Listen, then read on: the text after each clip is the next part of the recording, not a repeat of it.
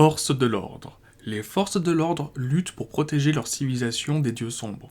Toutes veulent voir leurs anciennes terres regagner leur splendeur passée et ne reculeront devant rien pour atteindre ce but. Un seigneur célestin hurle ses ordres juchés sur un drac astral. Éternels de l'orage. À l'aube de l'âge de Sigmar, ce furent les éternels de l'orage qui menèrent les batailles contre le chaos.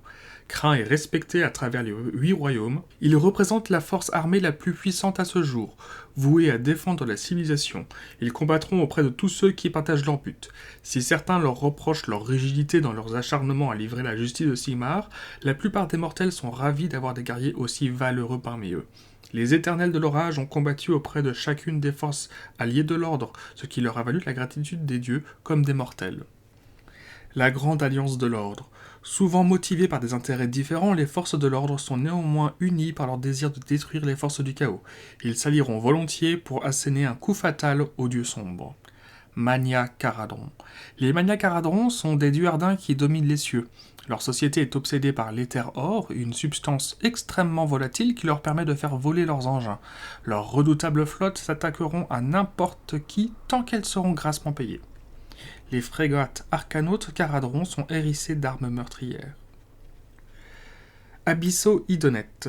Les Abysso-Idonette sont des elfes qui résident dans les océans des royaumes mortels. Ces pillards émergent des profondeurs pour se repaître des âmes des mortels afin de prolonger leur existence. Volturnos, au roi des abysses, est le chef des Idonettes. Les marteaux de Sigmar rallient les Abysso-Idonettes pour combattre les démons de Slaanesh. Par-delà le bien et le mal. Si les forces de l'ordre luttent pour préserver la civilisation, elles ne sont pas nécessairement d'une nature altruiste.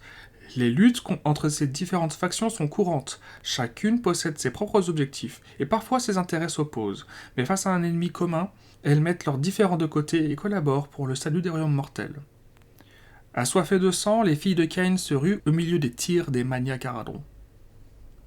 L'ennemi éternel. Les dieux sombres sont les ennemis jurés des forces de l'ordre, car elles cherchent à semer la ruine dans les royaumes mortels.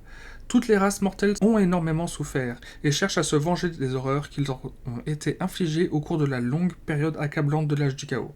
Ensemble, elles sont parvenues à repousser les forces du chaos pour reconquérir leur domaine.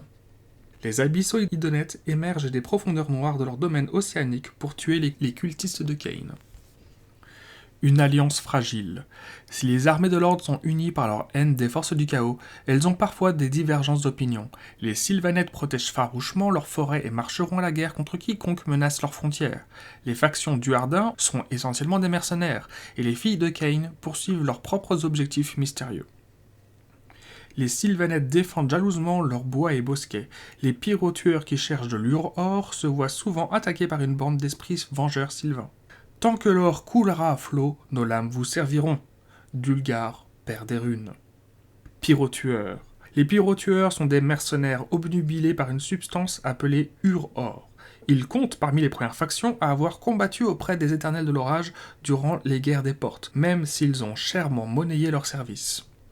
Les pyrotueurs dressent de nombreuses bêtes d'Azir, dont les magmadrotes. Sylvanettes. Les Sylvanettes sont les gardiens de la nature. Ils protègent les forêts contre la corruption du chaos et sont menés par Alarielle, la déesse de la nature et l'une des alliées de Sigmar, durant les longues guerres contre les dieux sombres du chaos.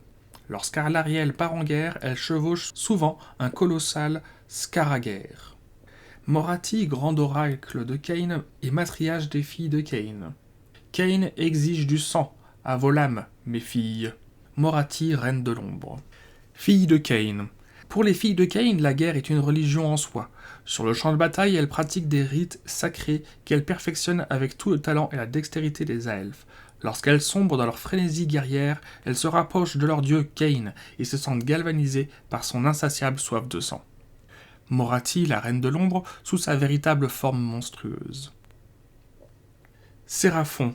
Les Séraphons livrent une guerre infinie contre les forces du chaos. À l'aube de l'âge de Sigmar, ils fondirent depuis les cieux pour frapper leurs ennemis jurés.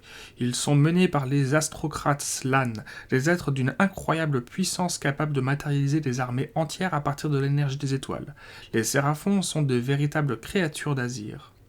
Les 100 anciens Saurus combattent sur de gigantesques reptiles appelés carnosaures.